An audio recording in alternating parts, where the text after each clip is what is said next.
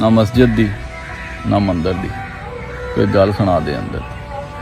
सो अज किसे बारे कोई गल नहीं, अज अपने दिल की गल। सो दिल की गल है कि हर माँ का अरमान हुंदा कि वह पुत्र कमाए। उंज रब का बड़ा शुक्र है, लेकिन मेरी माँ का भी यह अरमान होना। जिस टाइम माँ ये सोचती होनी है ना कि होरे मैं दुनिया तो जान दी तो मेरा पुत्र कोई कमाएगा, उस टाइम यकीन मनो साढ़े भी कालज नूं हत्थ पै जांदा तो पै माँ के कालज नूं भी हत्थ जांदा।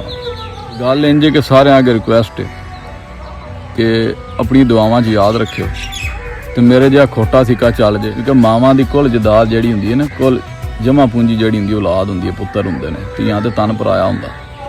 सो हर बंदे नूं अपनी जदाद ते अपनी जमा पूंजी ते मान हुंदा कि उस वेले काम हो जाए। मावां दी ते जदाद ही पुत्तर हुंदे ने। सो दुआ करो मेरे वर्गे जिन्ने भी खोटे सिक्के ने चल जान। शेर है ना कि दुख दे भांबड़ चार च फिरे, सुख एक तेरा प्यार नहीं मार। रब्बा सानूं भी इन्ने जवा कर दे कि अपनी मां नूं सुख दे छड़ी।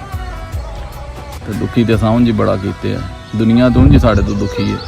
तो जिस टाइम कोई लांभा आउंदा होना तो माँ भी बेचारी दुखी होनी है। जदों कोई माड़ा बोलदा होना उन्हें खैर चाचा बाबा प्यो ताया भैन भरा यार बेली कईयां नूं असीं कोड़े लगदे होने, तो जदों बोलदे होने तो मावां तो दुखी होंदियां। तो रब्बा सानूं इन्ना कर दे कि मावां नूं सुख दे।